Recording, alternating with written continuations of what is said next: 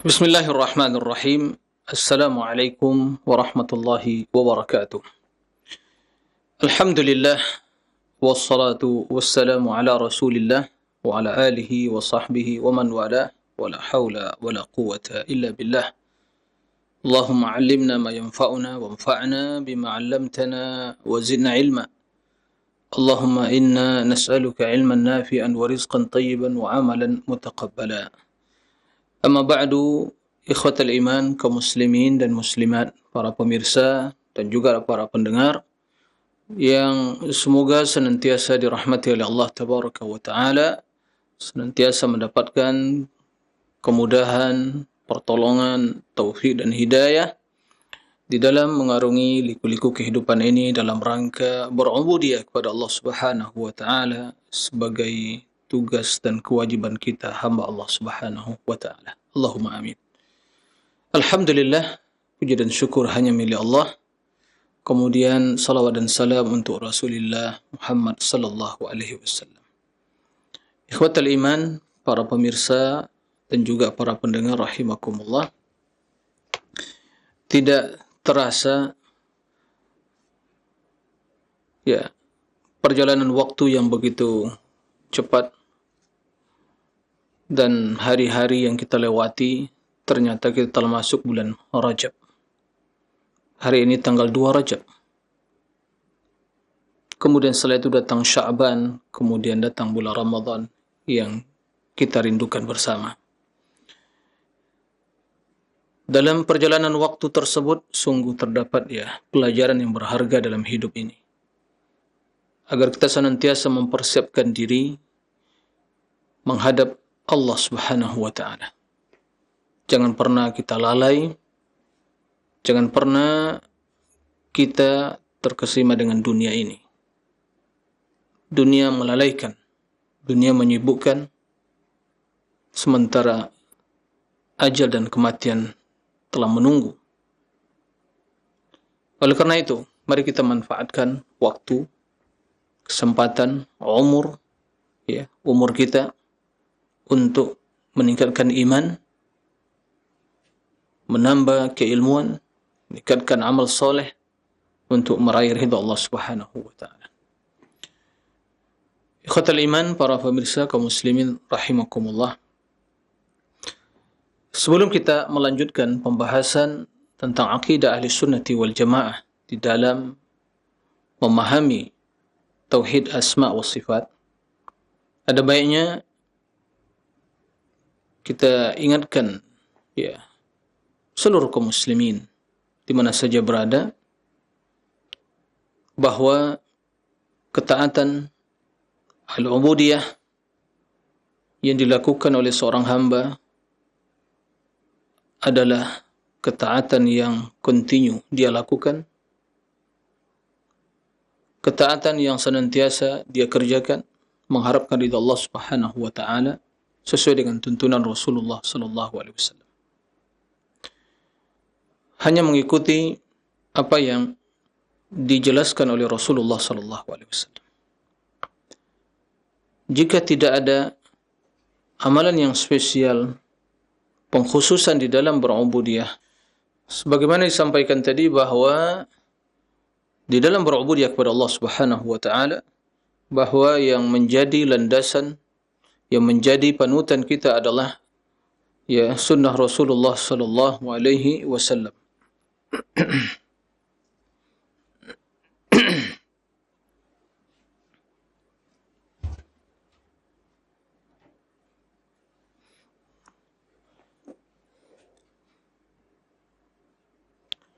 Oleh karena itu,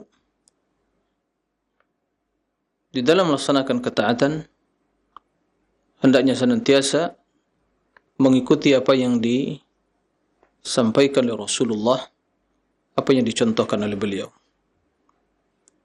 Berkaitan dengan masalah bulan Rajab, bahwa bulan Rajab merupakan salah satu dari bulan haram, Ashhurul Hurum. Tentunya memiliki keutamaan di sisi Allah Subhanahu wa Ta'ala. Secara umum bahwa bulan Rajab bulan yang dimuliakan oleh Allah Subhanahu wa Ta'ala. min ashhuril hurum. Adapun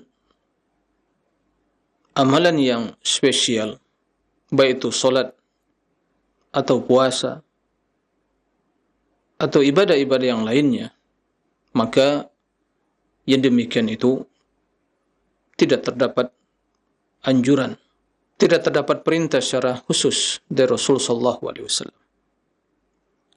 Oleh karena itu Imam Al-Hafidh Al-Muhaddits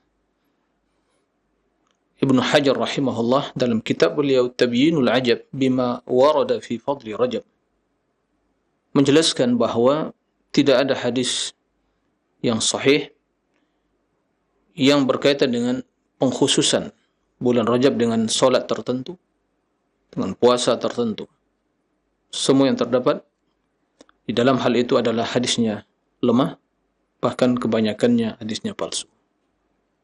Begitu juga tidak ada hadis yang sahih menjelaskan ada solat di pekan pertama, ya, dilakukan dengan solat raghaib. Semua hal itu adalah hal yang tidak ada contohnya, bahkan hadisnya adalah hadis yang palsu. Nah, barang siapa yang merupakan ya tradisi dan kebiasaan dia adalah solat ya, secara rutin di masjid, solat berjamaah, kemudian melaksanakan solat sunnah siang dan di malam harinya, kemudian berpuasa Senin Kamis atau pertengahan bulan, atau mungkin puasa Daud, maka dia melakukan seperti biasa. Nah, terus dilanjutkan. Adapun seorang yang tidak menjadi kebiasaan dia melakukan yang demikian itu, kemudian begitu datang bulan Rajab dia khususkan dengan ibadah, dengan salat tertentu, ini tentunya menyelisihi tuntunan Rasulullah sallallahu alaihi wasallam, tidak sesuai dengan sunnah. Semoga kita semua ya dibimbing oleh Allah untuk meneladani Rasul di dalam berubudiyah dan menjadikan sunnah beliau sebagai panduan dan tuntunan kita di dalam mendekatkan diri kepada Allah Subhanahu wa taala. Allahumma amin. Ikhwatal iman, para pemirsa rahimakumullah. Kemudian kita melanjutkan pembahasan tentang sifat-sifat Allah Subhanahu wa taala. Pada kesempatan kali ini kita akan menjelaskan sifat yang berkaitan dengan perbuatan Allah Subhanahu wa taala, yaitu sifat al-mahabbah dan juga sifat ar-rahmah. Jadi kecintaan, bahwa di antara sifat Allah Subhanahu wa taala adalah al-mahabbah. Allah mencintai. Ya. Sebagaimana juga ya kita ketahui bersama bahwa hamba dicintai dan Allah mencintai. Hamba juga mencintai dan Allah mencintai. Akan tetapi antara kecintaan Allah dan kecintaan hamba tentunya tidak ada kesamaan. Sebagaimana yang telah kita jelaskan bahwa ahli sunnah wal jamaah menetapkan ya, seluruh sifat yang terdapat di dalam Al-Quran dan dalam hadis yang sahih sebagaimana zahirnya, sebagaimana tertera di dalam teks-teks Al-Quran dan hadis, tidak ditakwilkan, tidak diselewengkan. Kita tetapkan bahwa Allah memiliki sifat yang sesuai dengan kebesaran dan keagungannya. Al-mahabbah, ya. Kendati kita memahami bahwa sifat mahabbah pada diri seorang hamba, dia mencintai sesuatu, adalah kecenderungan hati ya, untuk menyayangi atau menyayangi sesuatu, menginginkan sesuatu. Ya. Sehingga terdapat di dalamnya makna kelembutan. Itu yang kita pahami, seorang mencintai sesuatu. Ya. Maka terdapat ya kelembutan di dalam hatinya. Keinginan untuk menyayangi dan mencintai dan mendapatkannya. Dan itu kita maklumi bersama. Bahkan ya, sifat kecintaan yang dimiliki oleh manusia. Terkadang ya hal yang sulit untuk diungkapkan. Akan tetapi ya, tanda dari kecintaan itu bisa kita lihat. Yaitu kecintaan yang ada pada diri manusia atau makhluk ya secara umum. Adapun kecintaan yang dimiliki oleh Allah Subhanahu wa taala, tentu kecintaan yang sesuai dengan kebesaran dan keagungannya. Al-mahabbah.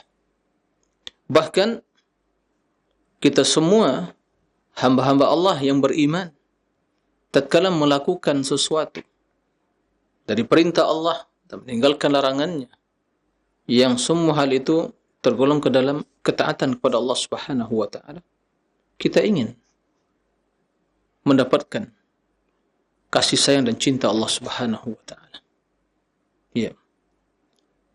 Kecintaan yang apabila hal itu telah didapatkan oleh seorang hamba, itu kecintaan Allah kepada seorang hamba, maka tentu kebahagiaan, kemuliaan, keridhaan, ya, pemeliharaan, keselamatan yang akan diraih oleh seorang hamba. Bukankah ya telah dijelaskan di dalam hadis yang sahih, bahkan di dalam Al-Quran, dan ini juga telah kita jelaskan, telah sampaikan sebelumnya, bahwa di dalam hadis kursi, qala Allah azza wa jalla, atau qala Nabi sallallahu alaihi wasallam, bukan hadis kursi, ya, bahwa Nabi sallallahu alaihi wasallam bersabda, Nabi sallallahu alaihi wasallam bersabda, Inna Allaha idza ahabba 'abdan nada Jibril. Faqala inni uhibbu fulan fa ahibbah. Fa ahabbahu Jibril. Thumma nada Jibril, thumma nada Jibril ahli as-sama'. Qala inna Allah ahabba 'abdan fa ahibbu fa ahabbahu ahli as-sama'. Thumma ju'ila lahu al-qabulu fil ardi. Qala subhanahu innal ladzina amanu wa 'amilus shalihat sayaj'alu lahumur rahmanu wudda. Kata Nabi sallallahu alaihi wasallam bahwa sesungguhnya Allah bila mencintai seorang hamba,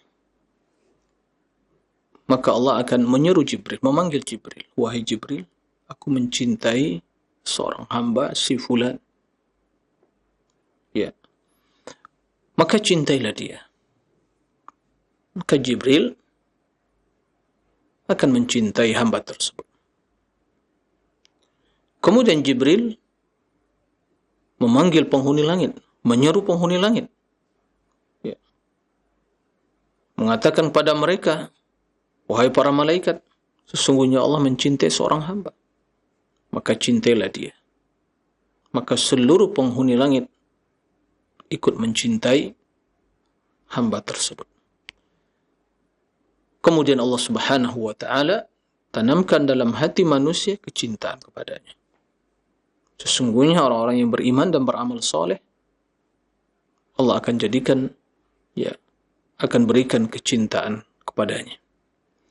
Ikhwatal iman, para pemirsa dan para pendengar rahimakumullah. Maka tidak diragukan bahwa di antara sifat Allah al-mahabbah, ya, sifat Allah al-mahabbah, Allah mencintai siapa saja yang dikehendakinya, kapan saja. Bila seorang hamba melakukan hal-hal sebab-sebab yang akan mendatangkan kecintaan Allah, maka begitu hamba tersebut melakukan sebab-sebab tersebut, maka dia akan mendapatkan kecintaan Allah Subhanahu wa taala. Dan bila Allah Subhanahu wa taala telah mencintai seorang hamba, maka Allah akan memperlipat gandakan pahalanya, Allah akan memuliakan dia, dan dia akan menjadi wali Allah Subhanahu wa ta'ala.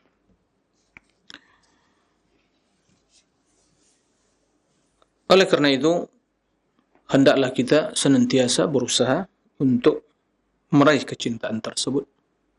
Ya. Tentunya mengimani bahwa Allah mencintai. Karena ada sekelompok dari ahlul kalam yang dikenal dengan Jahmiyah, kaum Jahmiyah mengingkari sifat mahabbah dengan alasan karena mereka memahami bahwa kecintaan itu ada kelembutan, ya, serta kecenderungan, ya, yang ada di dalam hati yang mengandung makna kasih sayang. Jadi dia mencintai sesuatu, ada ya keinginan, al-mail, kecenderungan kepada sesuatu untuk menyayangi, untuk mencintai.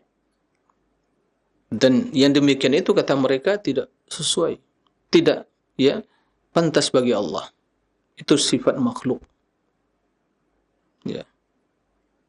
Maka kata mereka, maka Allah tidak memiliki yang namanya sifat mahabbah. Akan tapi menurut mereka ditakwil, mahabbah itu iradatul khair, iradatul thawab. Ya, keinginan ya baik atau menginginkan kebaikan untuk hamba tadi. Ya. Atau membalas kebaikannya. Maka sesungguhnya demikian itu bukanlah hakikat mahabbah.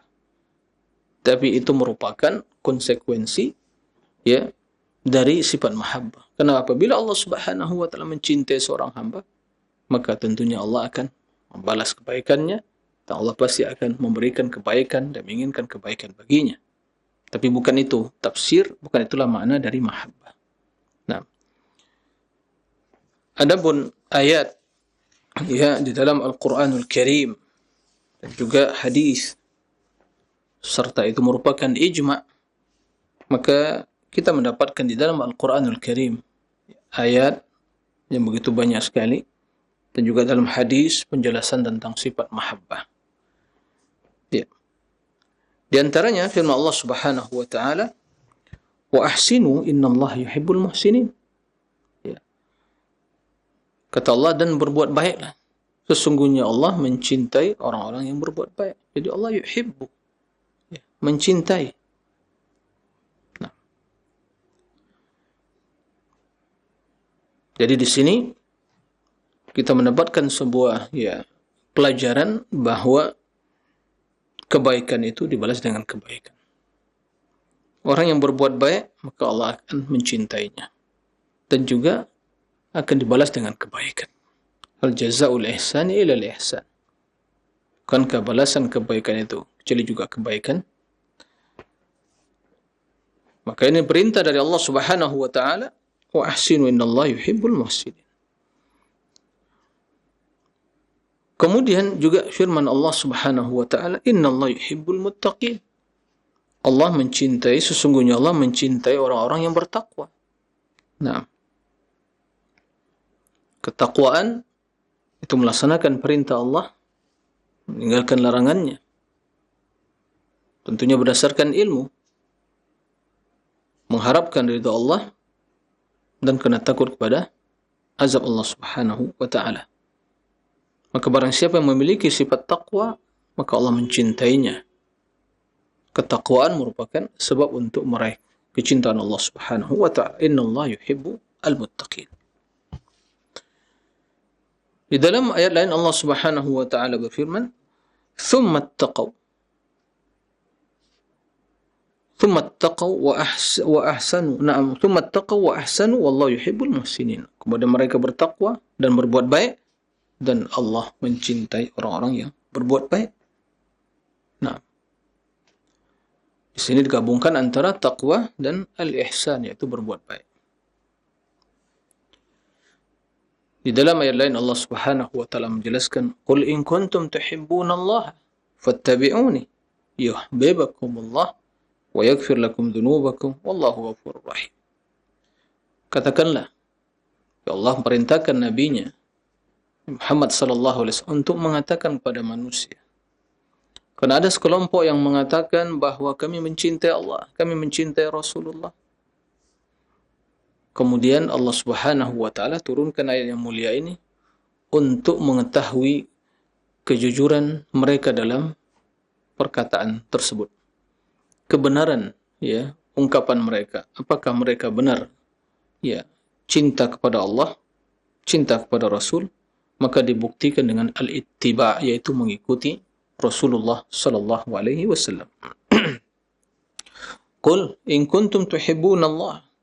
Katakan wahai Muhammad, jika kalian mencintai Allah, fattabi'uni, ikutilah aku, yaitu Rasulullah sallallahu alaihi wasallam, yuhibbukumullah. Niscaya Allah mencintai kalian. Pasti Allah mencintai kalian. Berarti mahabbah di sini disebutkan pada Allah, yuhibbukumullah. Jadi Allah yang mencintai. Wa yaghfir lakum dzunubakum, dan Allah akan mengampuni dosa-dosa kalian. Dan Allah Maha Pengampun lagi Maha Penyayang. Ayat ini ya dikenal di kalangan para ulama dengan ayat al-imtihan, ujian. Karena menguji untuk ya mengetahui kebenaran cinta. Ya. Maka barang siapa yang tidak mengikuti Rasulullah, kemudian mengaku mencintainya, maka dia dusta. Dan barang siapa yang mengikuti Rasulullah, ya, kendati dia tidak berkuar-kuar bahwa saya cinta pada Rasulullah, cinta Rasulullah, maka sesungguhnya dia orang yang cinta pada Rasulullah. Ya, karena kecintaan itu bukanlah sekadar ungkapan di lisan, tapi pengorbanan, pembuktian dengan amalan dan pengorbanan.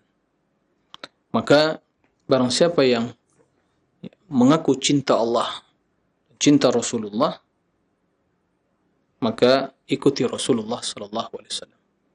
Jadikan beliau sebagai panutan. Jadikan beliau sebagai imam, uswah, qudwah dalam hidup ini. Dalam segala aspek kehidupan. Maka dengan demikian dia akan mendapatkan kecintaan Allah Subhanahu wa taala.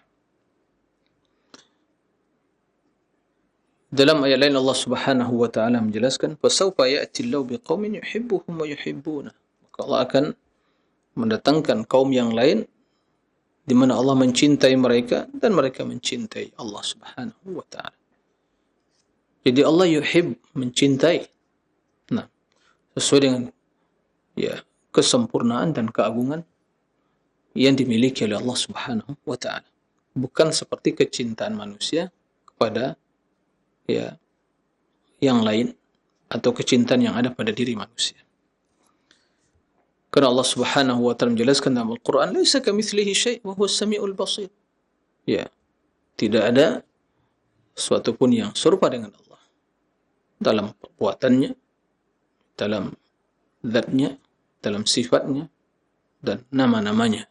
Kendati secara istilah dan nama mungkin sama, ya, tapi hakikatnya tentu berbeda. Bahkan tidak ada perbandingan sama sekali di antara kedua hal itu. Di dalam ayat Allah Subhanahu wa taala menjelaskan bagaimana sifat orang-orang yang beriman, ya, para lelaki kaum muslimin yang dicintai oleh Allah Subhanahu wa taala, ya, bahwa mereka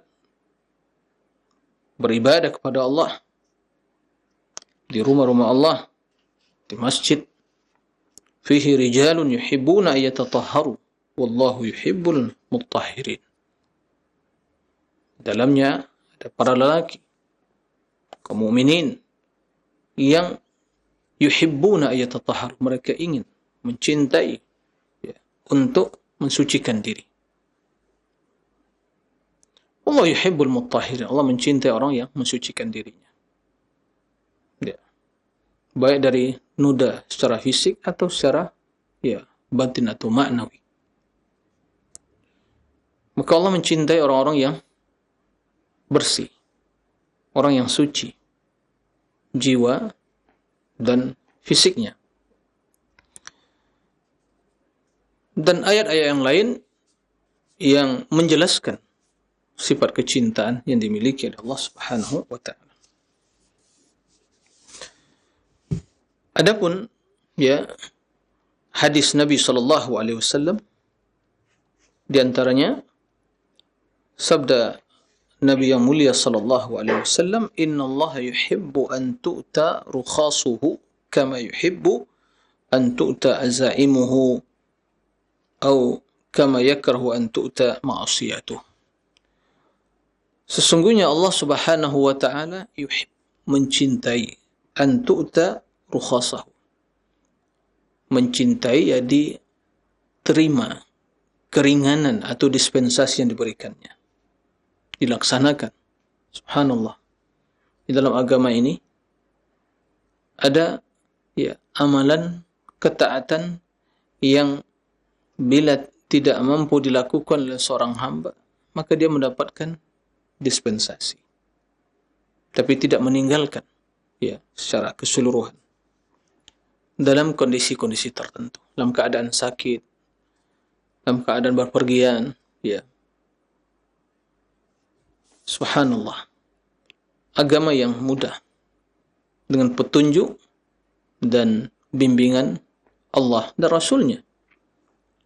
Maka seorang yang dalam bepergian, maka tidak wajibkan tidak wajibkan berpuasa, tapi dia mengganti di hari yang lain.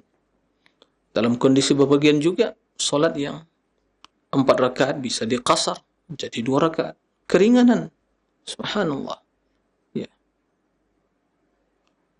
Dan yang demikian itu adalah keringanan, dispensasi dari Allah yang Allah cinta apabila seorang hamba menerima hal itu dan melakukannya. Nah, sebagaimana Allah Subhanahu wa taala mencintai ya dilaksanakan perintah-perintah Allah. Az-za'imuhu, sesuatu yang diperintahkan. Ya. Kama yakrah an tu'ta ma'siyatuh, sebagaimana Allah membenci ya dilakukan atau perbuatan maksiat. Subhanallah. Jadi Allah mencintai bila seorang hamba melakukan apa yang diperintahkan oleh Allah, ya, begitu dalam bepergian dia mengqasar salat, itu rukhsah, keringanan dari Allah, cinta kepada hal itu. Ya. Subhanallah. Di dalam bepergian, jika seorang ya dalam bepergian, maka boleh bagi dia untuk tidak berpuasa dan mengganti dari yang lain. Itu rukhsah yang diberikan. Maka Allah cinta apabila seorang melakukan hal itu. Nah. Ikhwatal iman, para rahimakumullah. Jika Allah Subhanahu wa taala mencintai ya seorang hamba melakukan amalan yang di dalamnya terdapat ya keringanan dan dispensasi dari Allah, tentu melaksanakan perintah, kewajiban yang telah diwajibkan oleh Allah Subhanahu wa taala, tentu melebihi dari hal itu semua. Nah, kemudian di antara hadis yang menjelaskan bahawa Allah memiliki sifat cinta, mahabbah, hadis yang insya-Allah semua kita menghafalnya. Bahkan merupakan doa yang diajarkan oleh Rasul sallallahu alaihi wasallam kepada Aisyah untuk dibaca di malam Lailatul Qadar. Ya. Doanya adalah Allahumma innaka afuwun tuhibbul afwa fa'fu anni. Subhanallah. Ya Allah, sungguh Engkau afuun, Maha Pemaaf. Tuhibbul afwa, mencintai kemaafan. Ya. Allah cinta hal itu. Fa'fu anni, maafkan aku ya Allah. Jadi redaksinya innaka afuwun tuhibbul afwa fa'fu anni. Innaka afuwun. Adapun tambahannya kita dengar sebagian mengucapkannya innaka afuwun karim, tambahan karim itu tidak sahih. Ya. Hadisnya, redaksinya yang diajarkan Nabi SAW kepada Aisyah adalah afuwun, innaka afuwun. Ya. Tidak ada tambahan karimun. Maka kita mencukupkan apa yang disampaikan Nabi SAW yang diajarkan pada Aisyah radhiyallahu anha. Kemudian diantara juga ya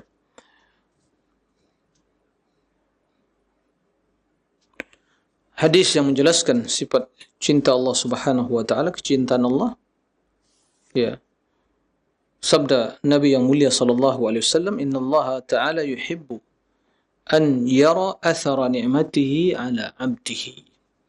Allah itu mencintai ya an yara athara ni'mat, itu dia melihat ya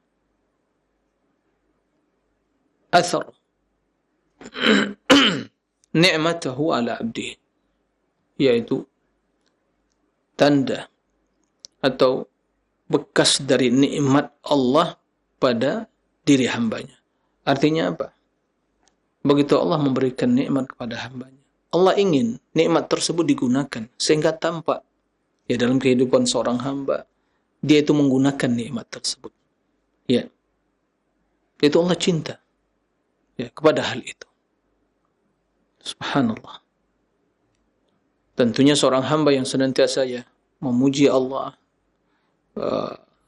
bertahmid, bersyukur kepada Allah, kemudian ya tampakkan bahwa seorang hamba itu mendapatkan nikmat dan Allah cinta hal itu, bukan untuk menyombongkan diri, ya, bukan untuk berbangga-bangga,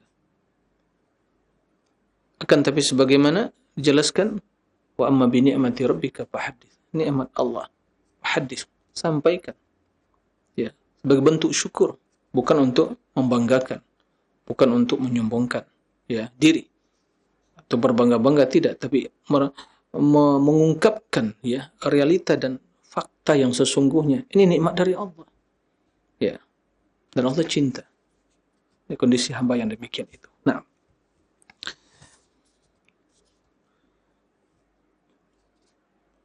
kemudian di antara hadis menjelaskan, menetapkan sifat cinta adalah innallaha ta'ala yuhibbu min ibadihi al-ghayur, bahwa Allah Subhanahu wa ta'ala mencintai hamba-hambanya yang ghayur, yang cemburu. Apa maksudnya? Maksud al-ghayur di sini dalam urusan agama dan kehormatan dan kemuliaan. Apabila ada di antara ya agama Allah, perintah ditinggalkan, larangan dikerjakan, perbuatan maksiat ya muncul dan tampak muncul ya kecemburuan ya untuk membela kehormatan dan mengingkari kemungkaran itu karena agama Allah. Nah, begitu juga seorang hamba yang memiliki keluarga kehormatan, memiliki istri dan memiliki anak, lagi perempuan ya, dia tidak tega membiarkan anaknya, istrinya keluar tanpa menutup aurat ya, anaknya begitu juga melakukan hal-hal yang bertentangan dengan agama. Seorang hamba harus memiliki sifat cemburu untuk membela kebenaran. Nah, terpanggil hatinya untuk mengingkari kemungkaran, dan Allah mencintai ya sifat hamba yang demikian itu ya. Bukan ya seorang hamba yang dayuth, membiarkan keluarganya, istrinya berbuat maksiat dan dosa di hadapan matanya pun tidak diingkari. Ya. Bahkan waliyazubillah sebagian bangga melihat keluarganya atau anaknya, anak perempuannya keluar, menampakkan auratnya dan seterusnya, dan hal-hal yang tidak boleh ditampakkan tidak ada. Ya. Dia tidak bergeming untuk mengingkari. Tidak terbesit di hatinya untuk ya mengingkari demikian itu. Waliyazubillah. Tetapi seorang hamba yang ghayur, yaitu apabila perintah ditinggalkan, maka dia mengingkari kondisi seperti itu. Apabila larangan dikerjakan juga dia ingkari. Dia laksanakan perintah, ditinggalkan larangan, dan mengajak masyarakat, kaum muslimin untuk melaksanakan perintah Allah, meninggalkan larangannya, melaksanakan syariat Islam. Ya, tauhid diinjak-injak, sunnah diinjak-injak. Ya, kita harus bangkit untuk menyampaikan kepada umat, mengingkari perbuatan demikian itu. Apabila perbuatan mungkar merajalela, perbuatan bid'ah dan khurafat, kita harus bangkit mengingkari dengan cara yang baik. Karena bagian dari memperjuangkan agama Allah. Ya. Nah, Allah cinta, mencintai hamba yang memiliki sifat demikian itu. Yuhibbu min ibadihi al-ghayur. Nah, dan banyak sekali ya ayat atau hadis yang menjelaskan tentang sifat ya al-mahabbah. Dari apa yang diutarakan tadi, ya jelaslah bagi kita bahwa sifat cinta itu merupakan sifat yang dimiliki oleh Allah, sifat yang sempurna sesuai dengan kebesaran dan keagungannya. Adapun ya sikap kaum Jahmiyah yang mengingkari sifat-sifat Allah, ya seperti sikap mereka di dalam sifat-sifat yang lain. Mereka mentakwil dengan akal pikiran mereka, mengingkari. Alasannya sama, karena tidak sesuai dengan Allah. Ini adalah sifat yang hanya dimiliki oleh manusia, karena sifat mahabbah itu ada kelembutan dan yang ada dalam hati, perasaan yang ada dalam hati, kecenderungan ya untuk mencintai sesuatu, dan ini menurut mereka adalah sifat yang mengandung makna an-naqs, kekurangan. Ya, maka Allah tidak pantas memiliki sifat yang seperti itu. Lalu mereka takwil. Ya, di antara mereka mengatakan maksud cinta itu bukan ya Allah mencintai, tapi menginginkan kebaikan bagi hamba atau membalas ya dengan balasan yang sesuai dengan amalan mereka. Dan kalau kita perhatikan itu bukan makna cinta. Ya. Tapi adalah konsekuensi dari cinta. Bukan itu makna cinta. Ya. Jadi kita memahami. Tidak diragukan bahwa Allah apabila mencintai seorang hamba, maka Allah akan berikan kebaikan baginya. Ya. Tapi bukan tatkala Allah menghendaki kebaikan bagi, itulah makna cinta. Tidak. Ya. Nah, itu salah satu bentuk dari pentakwilan mereka. Jadi, bila Allah menurut mereka menginginkan kebaikan bagi hamba, itu makna mahabbah. Tapi bila Allah hendak yang menginginkan atau membalas, ya, memberikan sanksi kepada hamba, itu makna al-qadab kata mereka, yaitu kebencian atau kemurkaan. Maka kita katakan itu bukan makna cinta, bukan itu hakikat cinta. Ya, cinta Allah sifat yang sempurna, ya, yang sudah dengan pesan keagungannya. Kita tidak mengetahui hakikatnya, akan tapi kita melihat ya dampak, pengaruh, efek dari cinta tersebut, bahwa ada yang dicintai, ya, ada amalan yang dicintai, ada hamba-hamba yang dicintai, yang bila kita perhatikan amalan tersebut dilipat gandakan pahalanya oleh Allah. Kemudian hamba tersebut dicintai, dimuliakan, ya, mendapatkan ketenangan, ketenteraman, kebahagiaan. Itu semua adalah konsekuensi, ya, kelaziman dari cinta. Tapi bukan itu cinta. Nah, cinta, ya, cinta Allah Subhanahu wa taala sifat yang sesuai dengan kebesaran dan keagungannya. Nah, ikhwatal iman, para pemirsa rahimakumullah. Ya, itulah yang berkaitan dengan sifat cinta yang dimiliki oleh Allah Subhanahu wa taala. Ya, semoga kita semua ya menjadi hamba-hamba yang dicintai oleh Allah Subhanahu wa taala. Baik.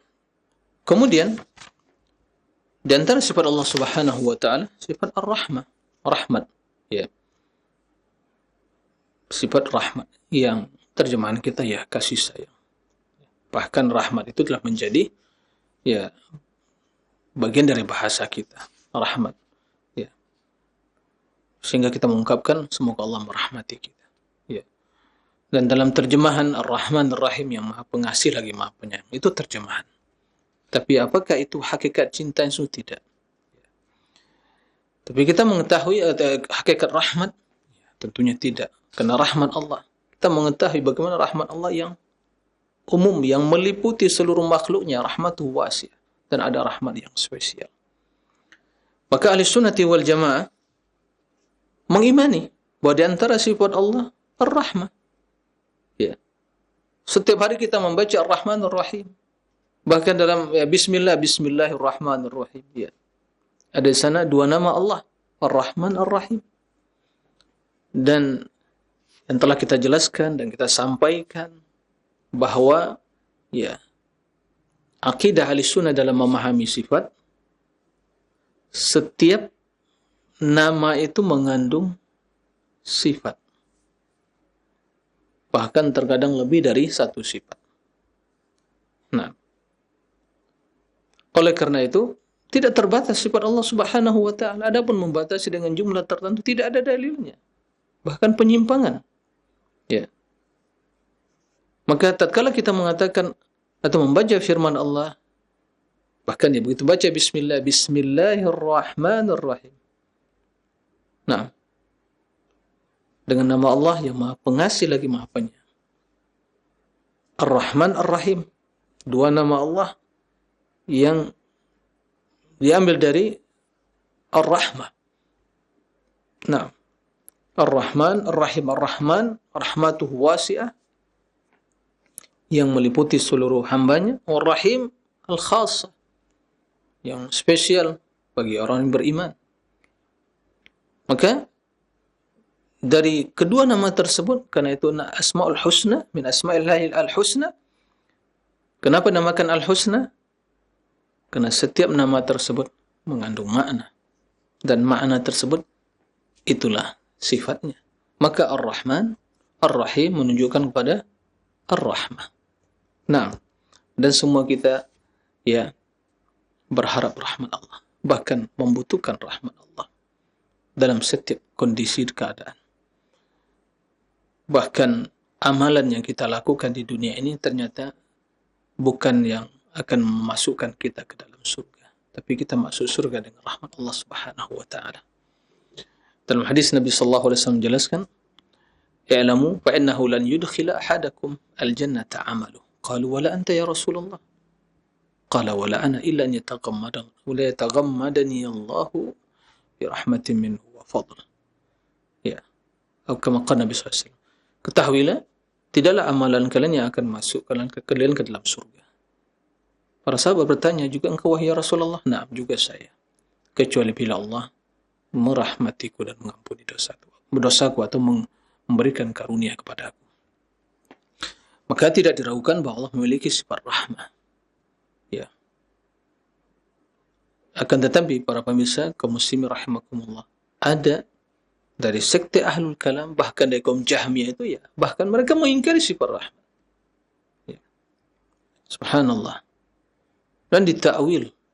Ya, mungkin para pemirsa kaum muslimin ya kaget begitu mendengar ada orang-orang mengingkari sifat rahmat. Nah, dengan ditakwil, tidak mengimani hakikat rahmat yang sesungguhnya. Ditakwil dengan berbagai alasan. Ya. Karena rahmat itu juga katanya rahmah. Ada kecenderungan hati. Ya, perasaan, kelembutan hati, kecenderungan kepada sesuatu. Ya. Dan sebagaimana yang kita maklumi, ya. Tatkala kita melihat ada seseorang misalnya berjalan, dia buta membawa tongkat, dia ingin memerangi jalan. Begitu. Ya. Mobil ya, wirawiri mobil yang begitu banyak di jalan raya yang padat. Dia ingin menyeberang. Dan bila seorang mungkin berada di atas kendaraannya, melihat kondisi seperti itu, maka spontanitas akan muncul dalam sikap diri kita, ya, rasa kasihan, ya, kepada orang tersebut. Ingin rasanya membantu, ya, kasihan. Dia tidak bisa menyeberangi jalan sendirian, tidak ada yang memandu, hanya dengan menggunakan tongkatnya, ya. Tapi ternyata kendaraan begitu padat tidak bisa berhenti. Pasti setiap melihat kondisi yang seperti itu, akan muncul di hatinya rasa kasihan.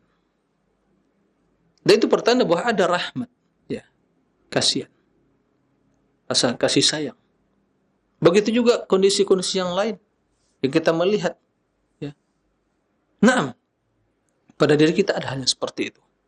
Dan terkadang tidak bisa diungkapkan, tapi itu perasaan dan sifat atau perasaan kita rasakan dalam diri kita. Ada rahmat. Ya, bukan itu yang rahmat dimiliki oleh Allah Subhanahu wa taala. Tentunya karena kita adalah manusia yang lemah, keterbatasan, yaitu jelas pertanda ada sifat kekurangan dari, karena ada kelemahan, dha'fun, ya, di dalam diri. Tapi bukan begitu sifat rahmat yang dimiliki oleh Allah, yang rahmatnya meliputi alam semesta ini, rahmatu wasi'at kulla syai'. Yang di antara rahmat Allah Subhanahu wa taala surganya. Ya.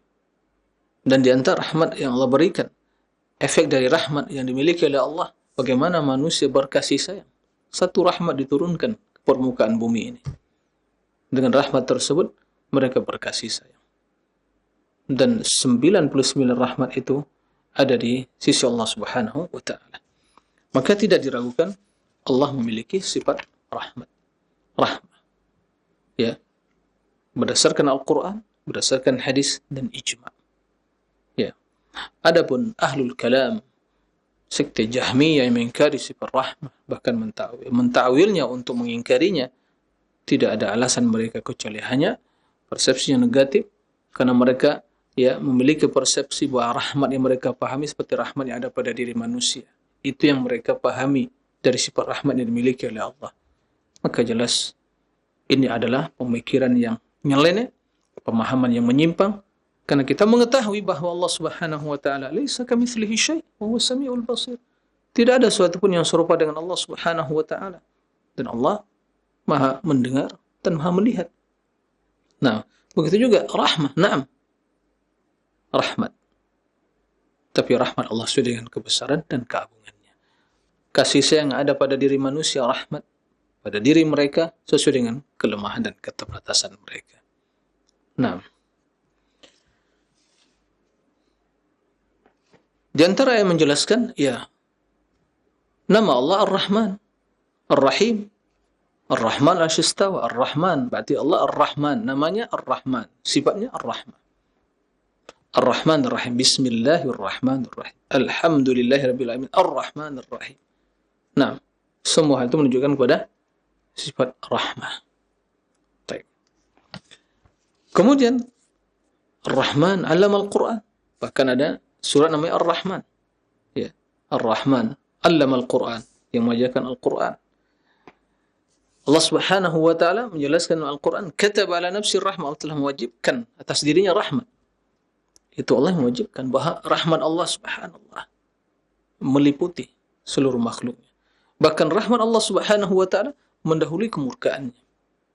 Ya, mendominasi kemurkaannya. Maka kita melihat hamba yang terang-terangan berbuat dosa, membangkang kepada Allah, ya, ingkar kepada Allah, kufur kepada Allah, ya.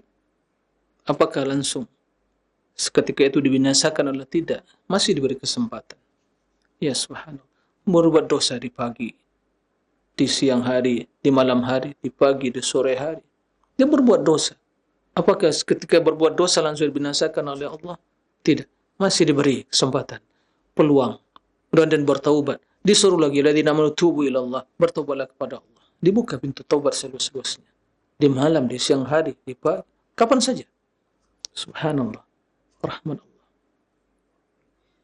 Bahkan tidak akan bisa hidup, tidak akan mungkin bisa kita hidup di dunia ini tanpa rahmat Allah. Nah, tidak akan mungkin. Wa rabbukal ghaniyyu dzur rahmah.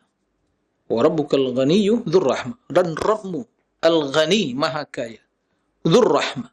Jadi Allah yang memiliki nama Ar-Rahman Ar-Rahim, sifatnya Ar-Rahmah, dzur rahmah. Dan Rabbmu yang maha kaya, dzur rahmah, yang memiliki rahmat, sifat rahmat. Nah, begitu juga firman Allah Subhanahu wa taala, faqur rabbukum dzu rahmatin wasi'ah. Maka katakanlah Rabbmu, Rabb kalian dzu rahmatin wasi'ah, yang memiliki rahmat yang luas. Ya. Wa qala subhanahu inna rahmatallah qaribun minal muhsinin. Rahmat itu dekat kepada orang-orang yang muhsinin. Ya.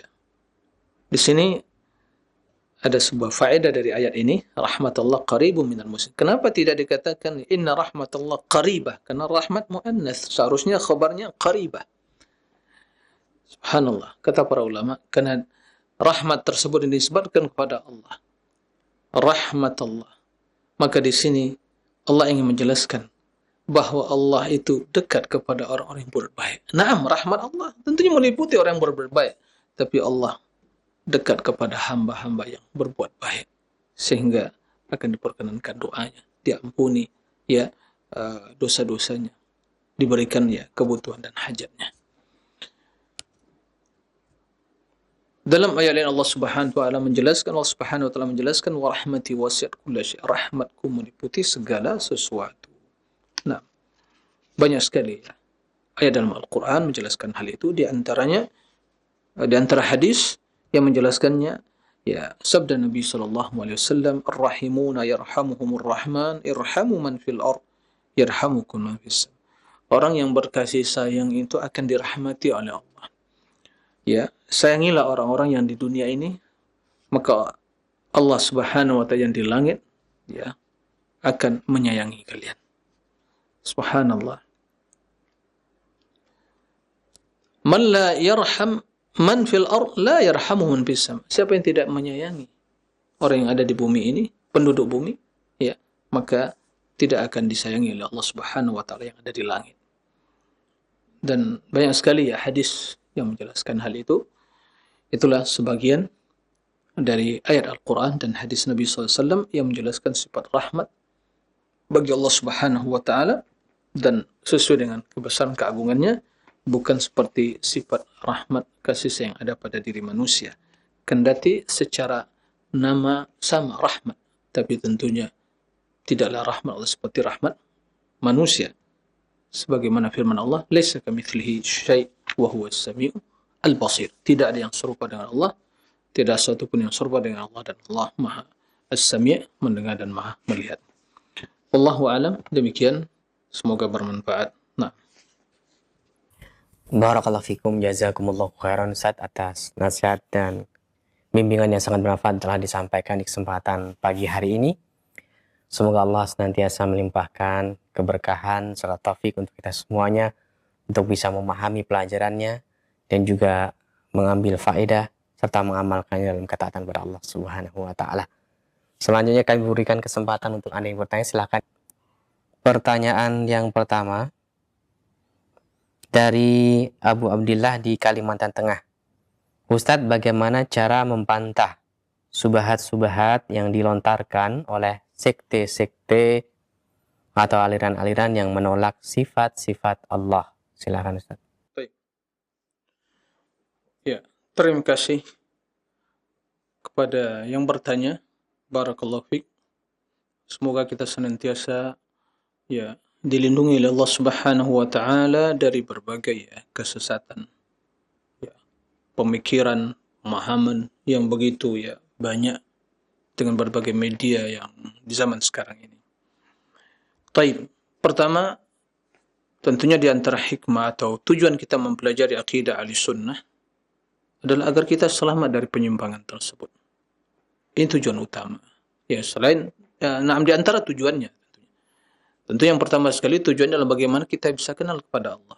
Ya. Dan itu telah kita jelaskan sebelumnya. Kita pelajari nama-nama Allah agar kita kenal kepada Allah, tertanam cinta kepada Allah, pengagungan kepada Allah. Nah, kemudian agar kita juga selamat dari penyimpangan yang terjadi.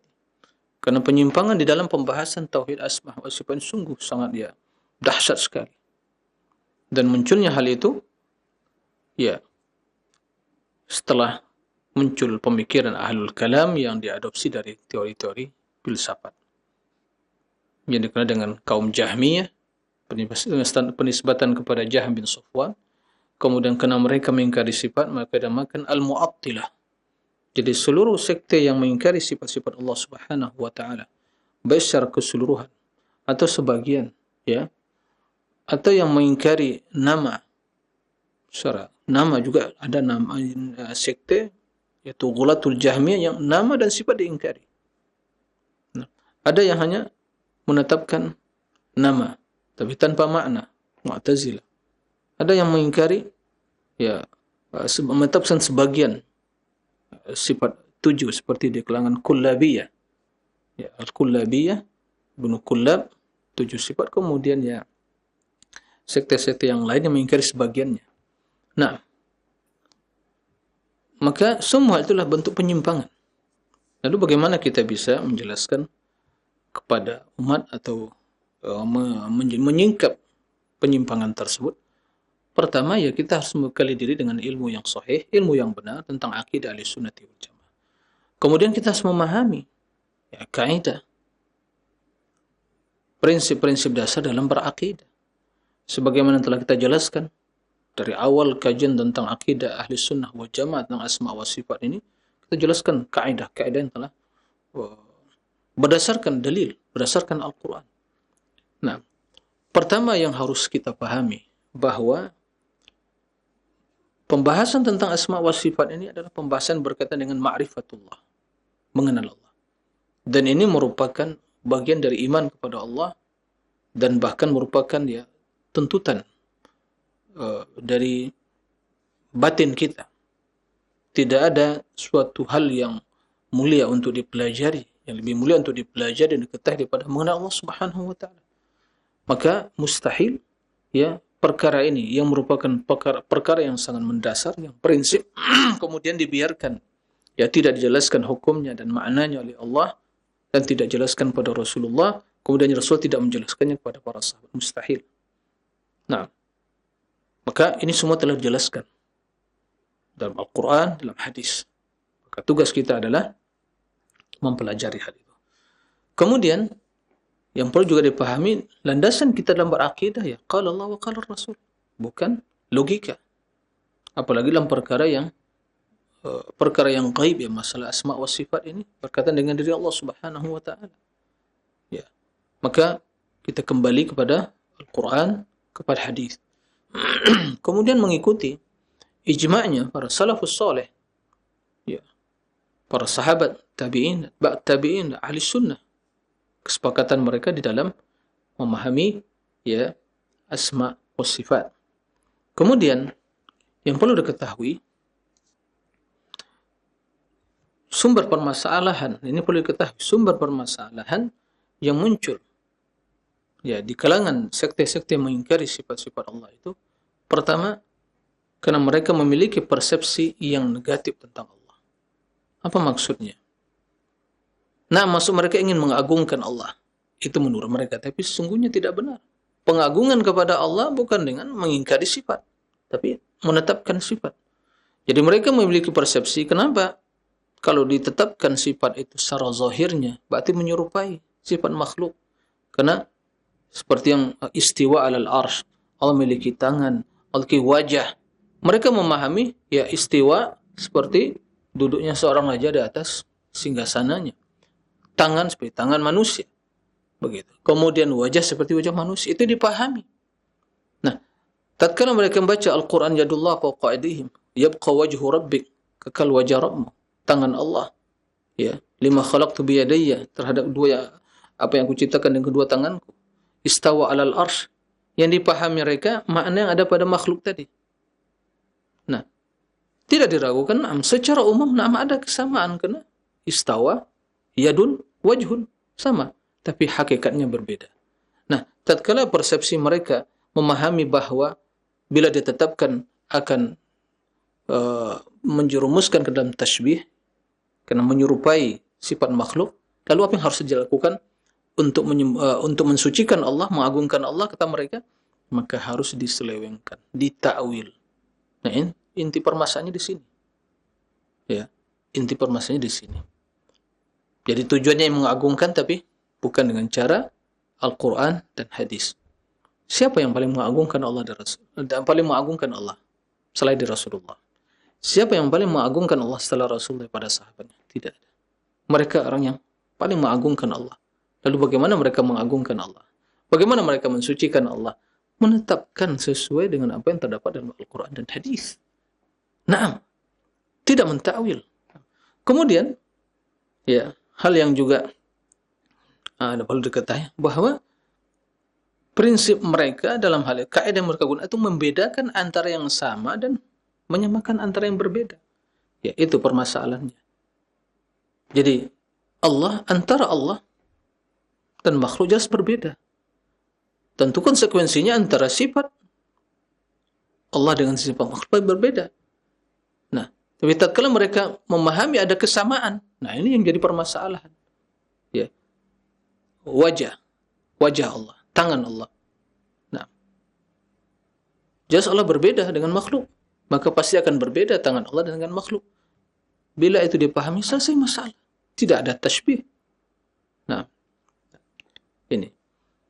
Tapi itu tidak dipahami oleh mereka, maka dipaksakan untuk ditakwil.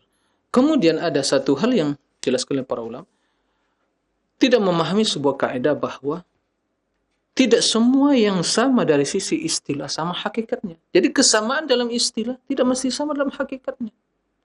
Namanya sama, yadun, yadun, wajah, ya wajah, tangan, sama. Secara umum, ya, dari sisi makna secara umum sama. Tapi bila dinisbatkan setiap sifat tersebut kepada masing-masing yang memiliki sifatnya, mesti akan mengikuti penisbatan tadi. Begitu dikatakan tangan, ini masih netral ini. Tapi bila dikatakan tangan Muhammad, berarti tangan sesuai dengan Muhammad ya sebagai makhluk. Tapi bila dikatakan tangan monyet, ya sesuai dengan tangan monyet. Tapi bila dikatakan yadullah, berarti sesuai dengan tangan Allah yang sesuai dengan kebesaran keagungan. Tidak ada kesamaan. Kendati dari sisi makna secara umum, sebelum dinisbatkan, sebelum diidhafahkan istilah dalam bahasa, disandarkan, dinisbatkan kepada sesuatu, maka akan terjadi kesamaan secara umum. Tapi itu bukan makna itu yang dimaksud dalam penetapan sifat Allah. Nah, ilmun, nah, sam'un, sama. Manusia memiliki ilmu, memiliki pendengaran, tapi bila dikatakan sam'ullah, ya berarti pendengaran Allah.